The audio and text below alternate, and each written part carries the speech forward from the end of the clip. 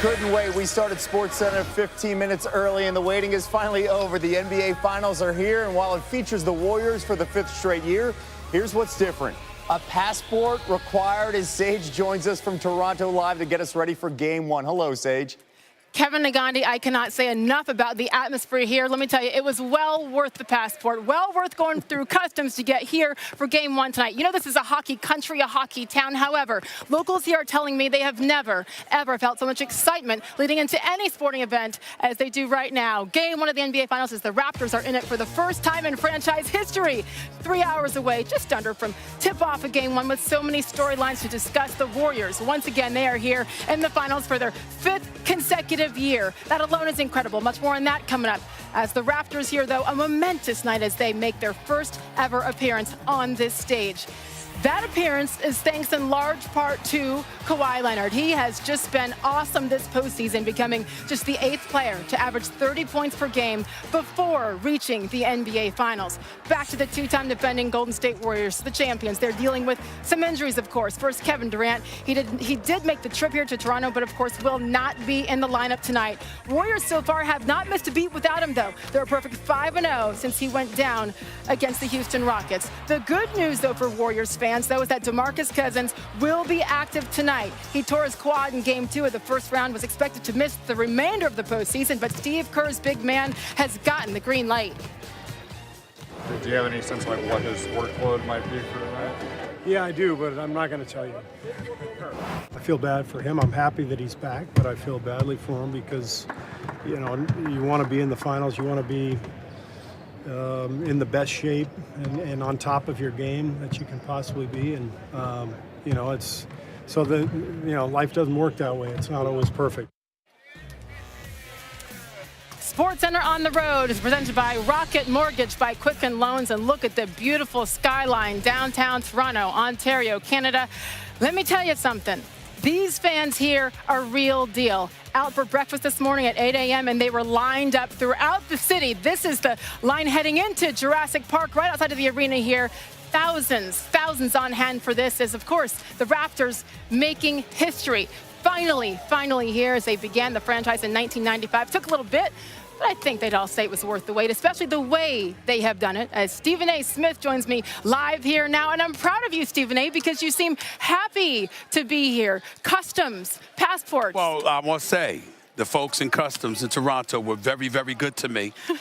You know, I don't appreciate you bragging about the fact that you had breakfast early this morning when some of us have got to work that early. Oh, but that's a different subject. That's a different subject altogether, though. It's a different subject altogether. You know what my dad would say? That sounds like a personal problem. Something like that. We'll work on that later. Okay, yes. No surprise here about Kevin Durant not being able to play. I mean, the young man is still limping. He's not even walking 100% yet. But the news is very good concerning DeMarcus Cousins. How should Steve Kerr use him in Game 1 tonight? Well, first of all, you want to sit there. You want to have a big body. The more bodies that you have, the more depth that you have. So that's incredibly important, particularly for the Golden State Warriors when you're missing KD, because one individual is not going to make up for the excellence that he brings to the table. Number two, you got a guy like a Marc Gasol. You got a guy like a Serge Ibaka. If you're a big man that has the ability to pull the opposition away from the basket so you can open up the interior, that definitely bodes well for the Golden State Warriors because it doesn't restrict them to strictly being perimeter shooters. If Steph Curry and Klay Thompson can get to the hole and you don't have to worry about one of those big bodies waiting for you, that's definitely a plus. So I think those are the two elements in which Boogie Cousins definitely helps the team. He's averaged 16 and 8 with the 30 games that he played on 48% shooting. Only 27% was from three-point range, but he's still a threat. Yep. Everybody knows that, and having him on the floor, it's definitely an upgrade from Andrew Bogut.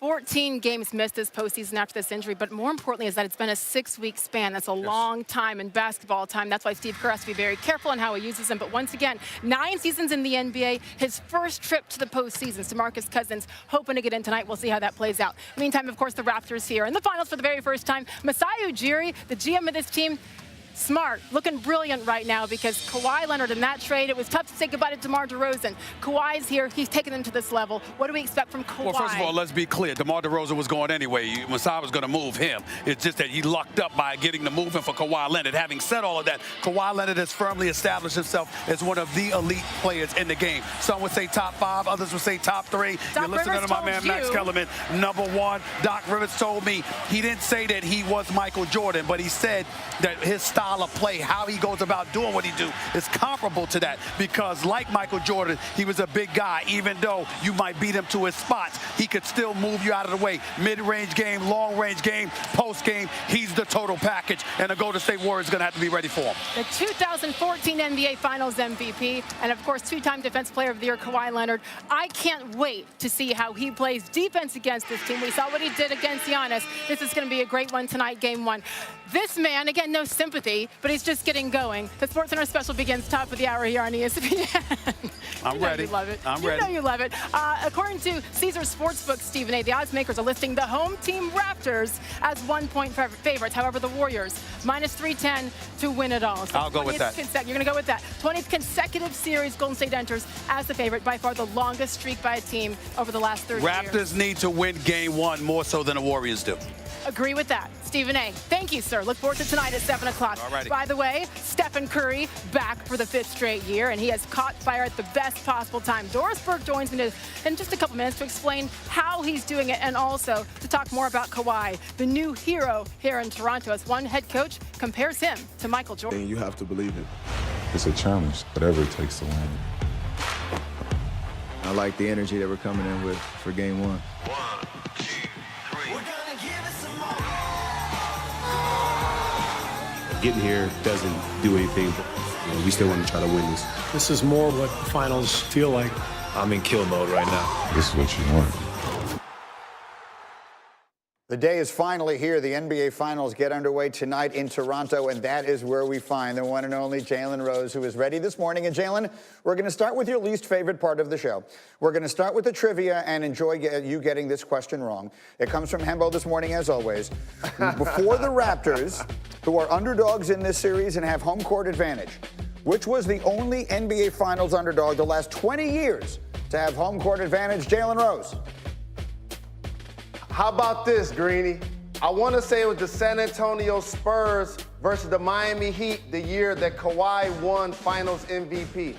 Excellent. I want you to say that, too, because it's wrong. The correct answer is the 2008 Celtics, who were an underdog to the Lakers despite owning home court advantage, and the Celtics did win in 6. All right, not fair. We put Jalen on the shot right before we begin. Now let's get to this series here. And you and I talked about this a little bit yesterday, but I want to get more deeply into it. Kawhi Leonard played a huge role shutting down Giannis in the Eastern Conference Finals. And if Kevin Durant were healthy, one would assume that would be his responsibility in this series. In the absence of KD, what do you think the Raptors should do with Kawhi as a defender? So 7-game series are a marathon, and we hadn't seen anybody have a productivity offensively and shoot 50% from the floor in the playoffs, basically, from what we're seeing from Kawhi right now. The other guys were LeBron James, KD, and Michael Jordan. He's been that fantastic. So you got to prepare this series like it's going to be a long one, like it's going to be a marathon. We've also seen Kawhi a little bit hobbled and obviously fatigued at different points of the game because he's required to do so much. So therefore, without KD, you now don't have to put him on a primary offensive player. You can put him on a secondary offensive player, so now he can be a help side defender. I like Danny Green guarding Steph Curry. I like Kyle Lowry guarding Klay Thompson. I know Klay's taller, but Klay's not the guy that's going to beat you off the dribble, and you want him to be posting up trying to get offense versus shooting three-point shots.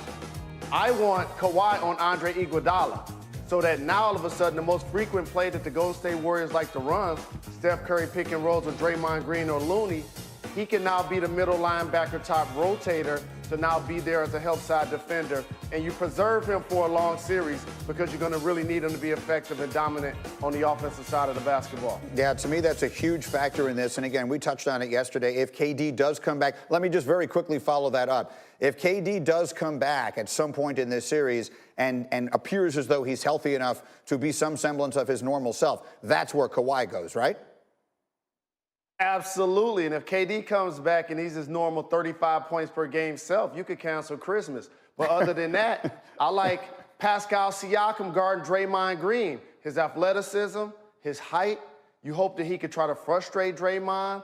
I think they're going to play Bogut as a starter. You can now put Marc Gasol against him. Gasol could play against Looney as well. So I really like the opportunity for the Toronto Raptors, and particularly up front, to match up against the Golden State Warriors without Kevin Durant in the lineup. All right, let's go to the other side of this, and let's go to Golden State. We know Steph Curry, obviously, is a critical piece in that offense in the absence of Durant. Beyond him, whom do they need more in this series based upon the matchups, Draymond or Klay Thompson? Oh, no doubt about it, it's Klay Thompson, because he's a guy that can erupt for a big-time quarter and get you 20 points, can erupt and have a 40-point game. He could hit 5 or 6 three-pointers in a quarter. And also, he's going to take a lot of pressure off of Steph. This Golden State Warrior offense is going to lean heavily on those guys. In the previous series, Draymond Green was fantastic, and I wouldn't doubt that he's going to be fantastic in this NBA Finals. But they have so many bodies to throw at him up front. Kawhi, Pascal, Ibaka, Gasol. In the backcourt, you're going to need Steph and Klay to be really effective and efficient. Klay Thompson definitely is going to need to show up for the Golden State Warriors. All right, and so I know it, and I've seen you make it, but let's get it on record, on wax, as you would say, right here. Official prediction, NBA Finals, Jalen Rose, go. I am going with the Toronto Raptors to win this series in 7 games on their home floor. The jump shot shooting Golden State Warriors, as this series progresses, they should be fatiguing because the effectiveness and the usage is going to be so very high of the Splash Brothers. I think the Toronto Raptors, Fred VanVleet off the bench has been playing well. Norman Powell. The Serge Ibaka's averaged 20 points versus the Golden State Warriors this season. He's going to play a lot of small ball center. I think that level of depth and the absence of KD the first couple of games in particular gives the gives the Toronto Raptors an advantage, plus home court in their first time in the NBA Finals. I'm here, Greeny, and I'm trying to tell you, Toronto Raptors have a legitimate chance to win it all this year. He's been saying it all week long. By the way, I saw some video on Twitter this morning of the fans lining up to get into Jurassic Park at 7 o'clock this morning. Is that where you're going to be positioned for the game tonight? So I think I'm going to go to Jurassic Park after we do our NBA Countdown show and do a little crowd surfing, you know? I don't get a chance to go to many rock and roll concerts, but I think this will get me close enough to that. So playing here a couple of years, I got a lot of love in these streets. I have to go be a part of Jurassic Park. All right, I'm looking forward to seeing that tonight on ABC. All right, 2 other quick stories I want to get your perspective on. 2 reports from Woj earlier today. Anthony Davis had breakfast with David Griffin, the executive VP there now in New Orleans, and there seems to be some renewed hope that the Pelicans can keep him. Do you see a significant chance? What are you doing here? What is that you're doing? I am yawning because that horse has left the barn, Greeny. Okay. Once you have a player like Anthony Davis, and you take him off the promotions in the arena while he's standing on the sideline, and then the fans boo him because he made a trade request, he's not gonna wanna play there whether they have Zion Williamson or Michael Jordan. He's already made up his mind that he does not wanna play there. I'm happy for the Pelicans, however, that they were able to secure Zion. David Griffin did a terrific job of trying to make people feel like he wants to bring Anthony Davis back, because that now has trade suitors realizing that they got to come correct with their offers, looking at you Lakers, looking at you Celtics. But I do not foresee that Anthony Davis will willingly be a member of the Pelicans, though we know he has another year under his contract. So the Pelicans could drag this thing out beyond the draft, beyond the start of the season, and probably up until February if they need to get the quality deal that they want.